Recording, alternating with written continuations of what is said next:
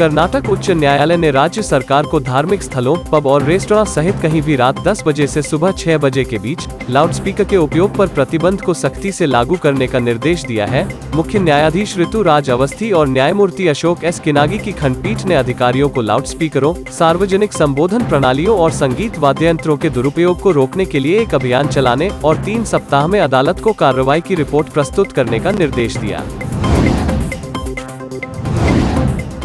बेंगलुरु विश्व पर्यावरण दिवस के केवल 9 दिनों में विशाल बेंगलोर मेट्रोपॉलिटन पार्क बीबीएमपी ने वानिकी को बढ़ावा देने के लिए जनता को 1 लाख पेड़ पौधे वितरित किए हैं। आईटी सिटी ने अपने गार्डन सिटी और पेंशन भोगियों का स्वर्ग पुराना समय उपनाम को बनाए रखने के लिए 9 दिनों में बीबीएमपी से 1 लाख सीसी हासिल किए हैं।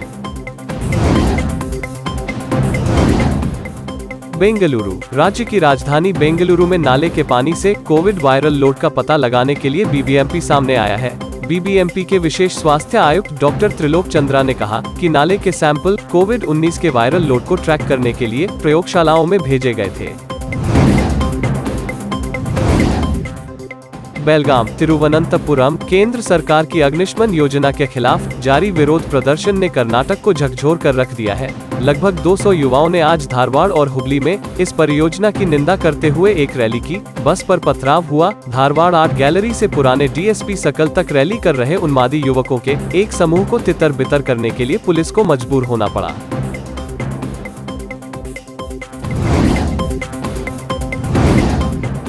कासरगोड मैसूर निवासी ने 4 को नौकरी देने का वादा किया। धोखाधड़ी के आरोप में गिरफ्तार। रोजगार दिलाने के नाम पर ठगी करने के आरोप में मैसूरू के एक निवासी को बडियाडका पुलिस ने गिरफ्तार किया है। आरोपी की पहचान आरवी हिरेमैथ के रूप में हुई है। पुलिस ने पेरला निवासी गीतेश की शिकायत के आधार पर हिरेमैथ को गिरफ्तार किया। कर्नाटक के मुख्यमंत्री बसवराज बोम्मई ने कहा कि उन्होंने केंद्र सरकार से ऊपरी भद्रा परियोजना को राष्ट्रीय परियोजना घोषित करने और इसके लिए धन जारी करने को कहा है। इस परियोजना का लक्ष्य राज्य के चिक्कमगलुरु, चित्रदुर्ग, तुमकुरु और दावणगेरे जिलों में 2.25 लाख हेक्टेयर की सिंचाई करना है। मुख्यमंत्री बसवराज बोम्मई शुक्रवार को नई दिल्ली में जीएसटी मंत्रियों के समूह की बैठक के बाद मीडिया कर्मियों से बात कर रहे थे।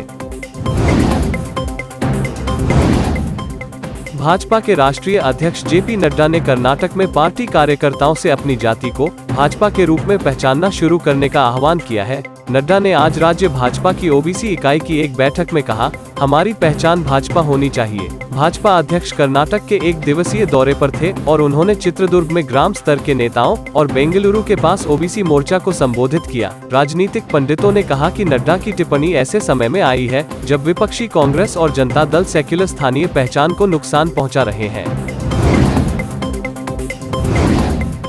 जेडीएस नेता एचडी कुमारस्वामी ने शुक्रवार को स्पष्ट किया कि उनके पिता और पूर्व प्रधानमंत्री एचडी देवेगौड़ा राष्ट्रपति पद के लिए चुनाव नहीं लड़ेंगे। उन्होंने कहा कि 89 वर्षीय जेडीएस के मुखिया का एकमात्र उद्देश्य कर्नाटक में जेडीएस को अपने जीवन काल में एक स्वतंत्र सरकार बनाते देखना है।